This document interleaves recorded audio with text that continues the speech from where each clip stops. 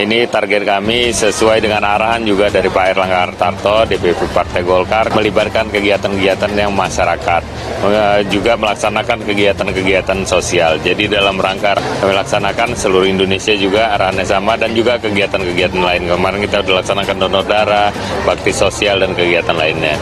Dan target kita dengan target arahan dari DPP, untuk Sumatera Utara sesuai dengan DPT kita ambil 30%, sekitar 52.000. Tapi kami ini sudah lebih 70.000 se-Sumatera Utara. Hari ini aja sudah hampir lebih 5.000. Di mana itu menyimbolkan koordinasi Partai Golkar dari pusat sampai tingkat yang paling bawah di kabupaten kota itu berjalan dengan baik.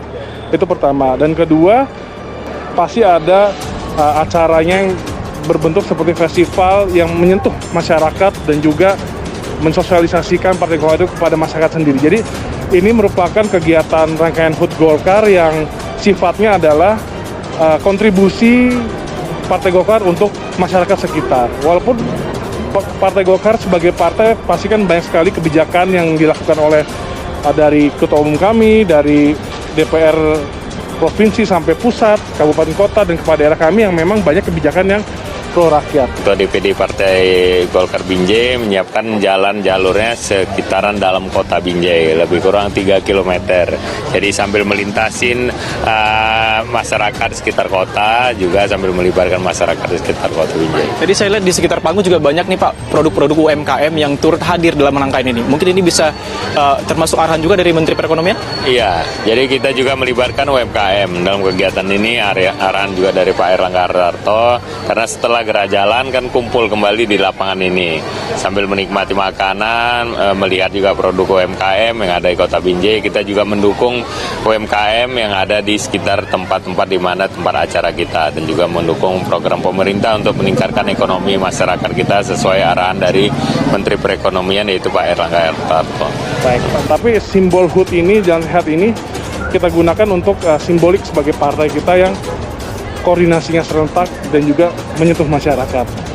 Arahan ketua umum kami, jika kita ingin merubah suatu negara lebih baik menurut pemikiran yang ada di dalam partai kami, otomatis partai kami harus menang di 2024. Karena jika menang, kita bisa mengimplementasikan seluruh keyakinan kita dalam kebijakan-kebijakan pemerintah yang akan diambil pada saat setelah kita menang itu. Jadi langkah kedepannya ini adalah simbol keserentakan, kedepannya akan lebih untuk mengkonsolidasi dan juga elektoral partai kepada rakyat di Indonesia ini.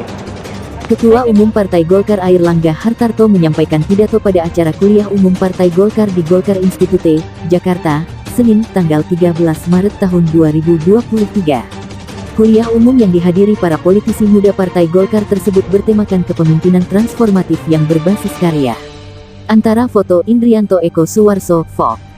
Salah satu alasan Golkar mendukung Prabowo karena merupakan mantan kader Partai Golkar. Tirto.id, Partai Golkar resmi mendukung Prabowo Subianto sebagai calon presiden di Pilpres 2024. Salah satu alasan Golkar mendukung Prabowo, yaitu Ketua Umum Partai Gerindra itu merupakan mantan kader Partai Golkar sehingga meyakini memiliki visi dan misi yang sama. Kenapa Golkar menjatuhkan pilihan ke Prabowo? Tidak lain tidak bukan karena Letnan Jenderal Prabowo lahir dari rahim Partai Golkar, kata Ketua Umum Partai Golkar Airlangga Hartarto dalam pidato deklarasi di Museum Naskah Perumusan Proklamasi, Menteng, Jakarta Pusat, Minggu, tanggal 13 Agustus tahun 2023. Oleh karena itu, beliau mengikuti berbagai kegiatan di Golkar dan kekaryaannya tidak diragukan lagi. Ini egaliter, searah, setujuan dengan Golkar, Pak Prabowo, imbuh Airlangga. Golkar, kata Airlangga, juga melihat Prabowo